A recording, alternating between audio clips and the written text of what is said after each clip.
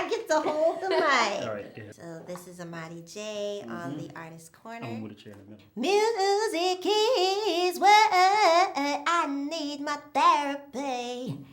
Hey loves, this is Amadi Jae on the Artist Corner, and if you are an artist, they're in your corner. Goldfinger, he's the man with the Midas touch. A spider's touch, such a cold finger beckons you to enter his web of sin. But don't go in. Golden words he will pour in your ear, but his lies can't disguise what you fear. For a golden girl knows when he's kissed her, it's the kiss of death from Mr. Goldfinger. Beckons you to, yeah. I can't remember that. All right. Woo. You already know what it is. We're Artist Corner, sitting in with the beautiful, talented, lovely songstress. You juicing me writer. up right now. What other words can we describe? Man, I guess, you said them all, man. You said them all. All right, sitting in with Amadi Jae. And Amadi has such a wide and beautiful vocal range. Thank and you. her background just in music Thank mostly you. relates to retro, Yes. R&B, pop, Yeah. little bit of jazz, little bit of rock in there too. Yeah, I love to get down like Tina Turner. You know what I'm saying? Yeah. And she's- you have a very unique and interesting aura about you. Oh, thank you. Just tell us what inspired your look and your whole inspiration behind wanting to get into music. Well, my look is inspired by so many. Oh my gosh. My look is inspired by the past. So like, the 60s, the 70s, the 80s, even the 90s, all mixed in one. You know what I'm saying? If I could have gone back to any time and lived, I would have gone back to the 70s. The big afros, all of that. My mom, she said she had the biggest afro in high school. So I'm like, stupid, I'm about to do that. It's like, I want to be like that. You know what I'm saying? I'm also inspired by a lot of fashionistas from today. Solange is like a big inspiration to me. Like she just kills every outfit she wears. Even if it's a bag, I think she would just kill it, The lead singer of the Noisettes, they're out of London. They are amazing. Oh my gosh, I can't even say her name right, and I don't wanna mess it up. But she's just amazing. Even the stuff she does with her natural hair, and plus being black is beautiful. Like, why not? I love wearing the natural hair. I'm all about that. I've had people tell me or ask me to straighten my hair. Nah, son, it's not going down. So, that's what inspires the style, of that. Musically, Prince, Lauryn Hill, Brandy, man, the Beatles, Maroon 5, oh Lord, I mean so many people, The Time, Parliament, Sarah Vaughan, Ella Fitzgerald. I mean, it's like a melting pot of all these people. I can't even, I'll go on for days. You would have to, we'd be way over time me listing all the people that inspire me. So yeah. Okay, so we're going to move a little bit away from music and we're going to get into some personal history about you. A little bit on your backstory. Okay. I know that you got into music when you were about 12. Is that right? Yes, that's right. As a songwriter, I was 12 the first time I wrote my first song. Yeah. Okay. And what artists have you written for, and how did you get your start? Mostly, I've been writing for a lot of up and coming artists in the Atlanta area. One of the artists that I'm really proud of her growth and everything like that is Brittany Kamel. She was on The Voice, I think 2 seasons before. I got to write one song for her when I was part of a writing team called Sweet and Sour. So that was exciting to do that. Yeah, there's a new artist coming out from Canada. She just shot a video of a song I wrote, which was a surprise because the producer called me and was like, hey, there's this song, and played, and she slayed it, like took it to a whole nother level. So can't wait for that. So it's just a lot of different artists, a lot for myself, but I want to continue to do that. I want to continue to be a part of other artists' journeys as well. It's exciting. All right, awesome. And I know you're from Westchester, New York. Yeah. And born. then you Yes. born in Westchester. Man, honestly, I'm from everywhere. Like, it's like, I'm one of them people, I'd be like, they be like, raise your hand if you're from, yeah, I'd be like, yeah, raise your hand if you're from North Carolina. Yeah, raise your hand if you're from Africa. Woo! You know what I mean? Because I was raised everywhere. I was born in Westchester, New York, originally from Norwalk, Connecticut. Then when I was really young, we moved to Accra, Ghana. Okay. Accra, Ghana. And, was raised there for a while. Then was moved to North Carolina, Charlotte, North Carolina. So honestly, I claim all those places because I have family, I have friends, people who know me for years and years that all either still live there or, in all of those different places. It's crazy. And one of my friends used to tell me, they're like, Amadi, I don't know what it is, but any city you go to in the world, you got somebody. And honestly, that's almost true. And to me, that's a blessing. Awesome. And what can you say from your background and your cultural experience, having moved and transferred to so many places? How's that contributed to your influence in music?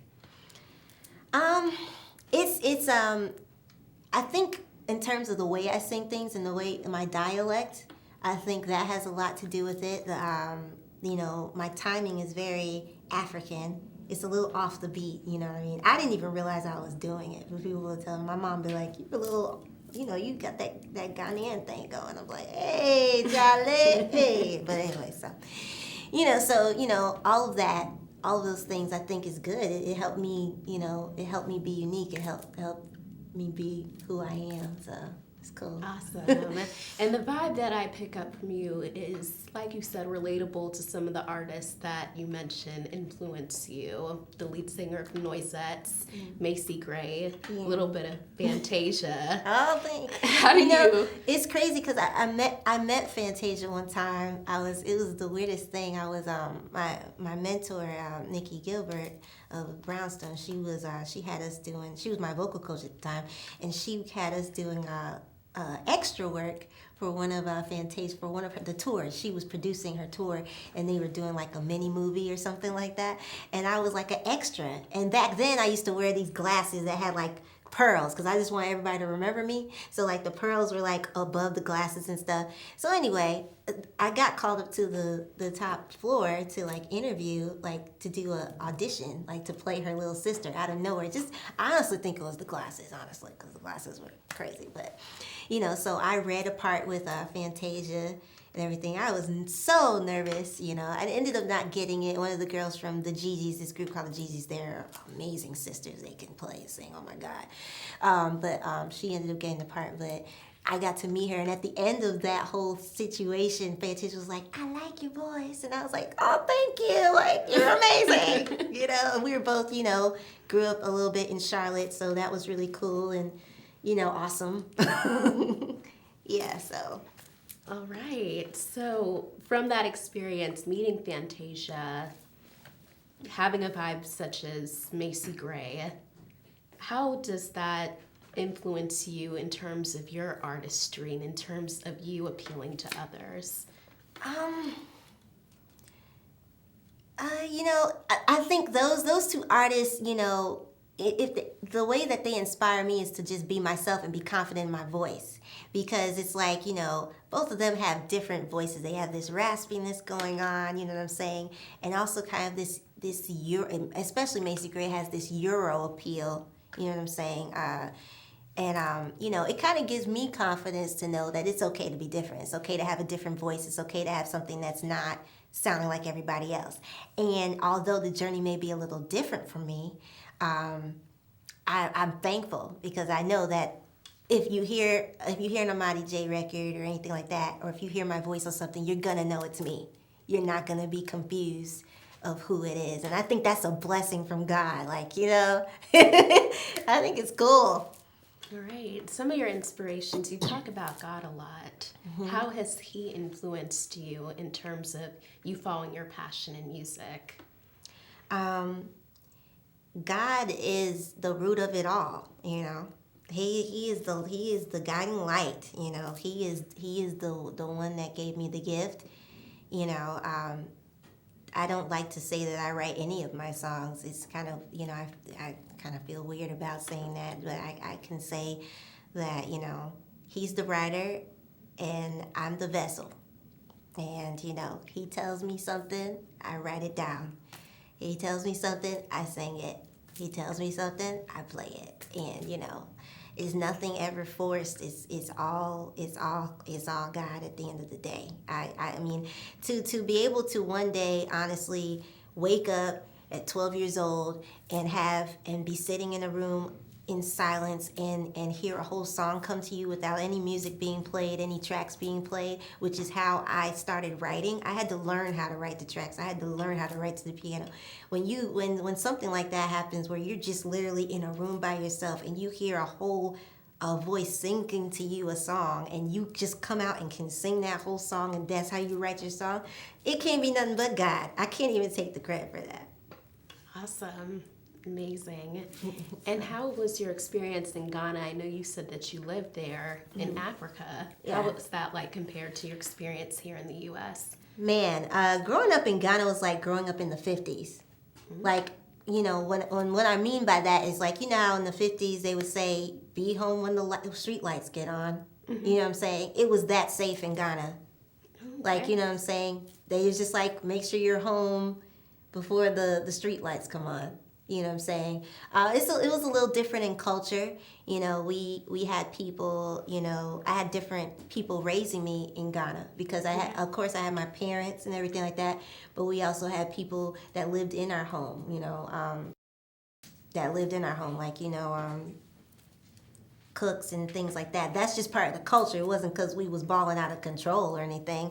It was just because that was the culture at the time. So they taught me things. They taught me a little twee. You know what I'm saying? I'd be like, hey, teach me how to cook, different things like that. So I had all these different, people, in my life at that time, which was a beautiful thing. And then another great thing about Ghanaians is that, once a friend, always a friend. Friends are family. And I can tell you, there's some people I haven't seen in years, but if I see them now, I'm still their friend. I'm still their family. You know what I mean? A lot of my closest friends who I grew up with in Ghana, their parents are auntie and uncle to me. You know what I'm saying? That's how we're raised. And it's all about togetherness. It's all about unity. So you know what I'm saying? I would say that's a little bit of the difference from, there to here. It's very unified. Everybody works together. Okay. Awesome. And speaking of family, I know you mentioned to me you have 6 siblings. Yeah. How is that like? Well, you know what I mean? We're spread apart. We're spread apart pretty much. So you know what I'm saying? It's weird now, but like growing up, by the time my sister went to college, I was in the house by myself. You know what I'm saying? For a long time.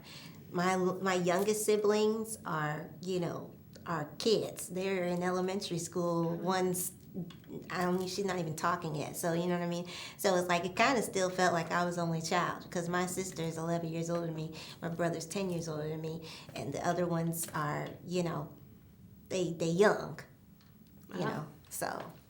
Wow, very interesting. Must have been a very busy household, I can imagine. So, getting back into music. Yeah.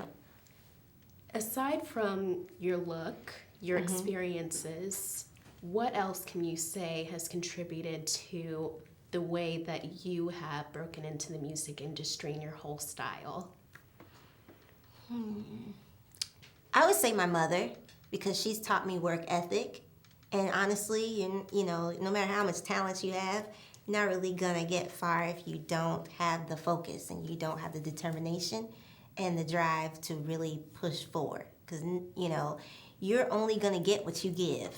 So my mom, the first time I ever wanted to record a song or do anything like that, my mother basically made me go get a job. And she was like, prove to me that you want this. And if you want this, you'll do what you have to do to make it happen. And after you do that, I will do the rest. I will help you. I will help you make the money. I will help you get your songs made. So I went, and my first job was praise dancing. The church actually invited me to teach, and I was like 15 years old, and they asked me because I used to praise dance at church a lot. So they hired me. They came to me and was like, "Can you be a dance teacher?" So I was like, "Okay." I raised enough.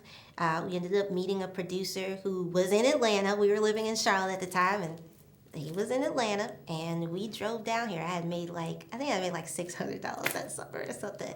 And my first track, but I had like a whole book of songs of just stuff I came up off the top a cappella, like I told you how I would write. Mm-hmm. And we drove down to Atlanta, auditioned for this producer. I sang him a whole thing of songs, and one thing he said to me was like, "Okay, you have a lot of potential, you know what I'm saying, but you sound like Destiny's Child." And I was like, "Oh," but he gave me some great advice that day that kind of, I think, started the road to my sound, started the road to who I become. And he told me, he said, "I want you to stop listening to the radio for a while. I want you to stop listening to the radio. All I want you to do is create a tape of different influences, pop, anything. And all you do is listen to that tape." So it was jazz, Parliament, NSYNC, all of that in one. And that's all I listened to, and that started my style. Amazing. So aside from your style, your music, where can we keep up with you? You can find me, Amadi Jae, at www.amadijay.com, Twitter, Facebook, Instagram, Reverb Nation, all that jazz is Amadi Jae. That's AMADIJAE. And so what other projects do you have coming up? Well, working on my debut project is tentatively called Ignite. And, it's all about igniting that light out. And, it's the beginning. It's the beginning of a journey, you know what I'm saying? So I'm really excited about that. The songs are coming along very well. I'm working with two amazing producers on this project. Hawk, who produced my single, Dreams. He's on a lot of the songs. Another producer by the name of Dehydrate. We've worked on a lot of stuff together, and he's on the project. Another producer that is out of New York, actually, he's amazing. We have one song together called Hitchhiker, and he's like a big brother to me, the big man on campus, BMOC. And also my music director, Ruben Royster, is producing a song on there as well. And he's a great musician. So we got a lot of good things. There may be some other stuff on the project because we're still recording and creating. So but it's getting there. It's getting there. I'm excited. Awesome. Speaking of dreams, I am excited about the single playing on iTunes. Can you give us a tiny teaser on how that song goes? Okay.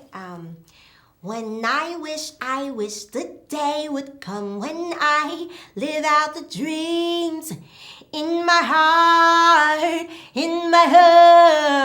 I think about the dream. I think about the dream.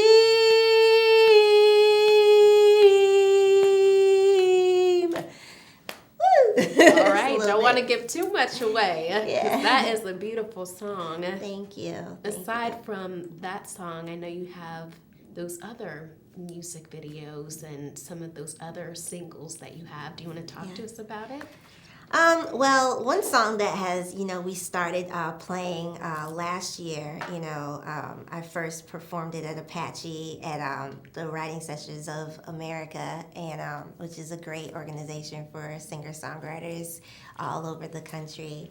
And they heard a song called Circles, and, fell in love with it. And it's, we've been getting a lot of good feedback from that song, so that probably will be a song that we will release in the near future. I can't say when, but it's definitely going to be awesome once it is released. Okay, awesome. And second to last question. Mm-hmm. Okay. I promise my second to last one. Mm-hmm.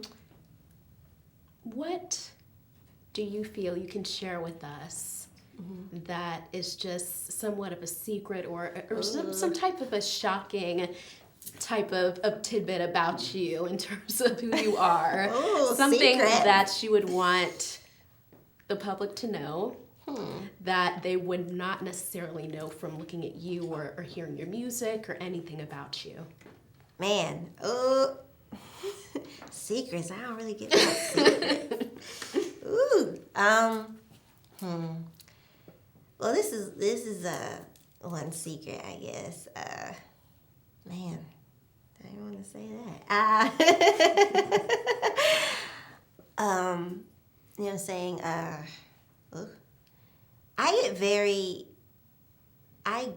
My stomach turns in knots. Like, I can almost not breathe before I go on stage. Like, it's just, I get so nervous. Like, I really almost lose breath. When I know that it's about my turn, they're like, okay, Amadi, you next. Or you did.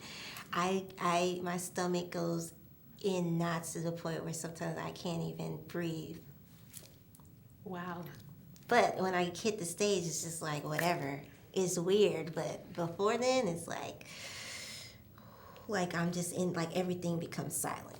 That's just so funny because looking at you, nobody would ever even think that. You just have such a natural, inviting presence on stage, and it's like it just comes so naturally. Yeah, but honestly, it's real out here. So, yeah. Right. Well, that stage fright is something that affects a lot of us, but if you have that God-given talent like you do, it'll just come from the heart, from the soul. Just go for it, man. You know what I mean? You only live once, and you know what I'm saying? Every night I have to get over that fear. You know what I'm saying? Every night I have to get over worrying about what people are thinking about me. Once you get out of that idea of like, man, I wonder how they think about me and stuff. Once you just don't care, that's when you can really take over the world. And one last question for you. Yeah. Would you ever pick one specific genre that you would like to appeal to in terms of your music and the songs that you make, or are you interested in just doing it all? Well, my sound is a melting pot. You know what I'm saying? So I would say I would probably take the lead of kind of follow the lead of Tina Turner. You know what I'm saying? She did that, that R&B. She did that rugged R&B, you know what I'm saying? Very energetic. But then she went on and did that rock, you know what I'm saying? And stuff like that. So, I probably would, continue in the lines of that. Because, there's pop stuff, what I do. But then, we're starting to incorporate a lot of the rock element in there, that alternative element. So, with my voice, I love doing stuff like that. Just getting down and dirty with it. All right, awesome. And you heard it here. Thank you for tuning in, sitting in with the lovely Amadi Jae. This has been a fabulous and wonderful interview. And keep up with her music. Check out her latest singles. Follow her on Instagram, Twitter, Facebook. And keep it locked here with Artist Corner Live. Music is what I need my therapy. Hey loves, this is Amadi Jae on the Artist Corner, and if you are an artist, they're in your corner.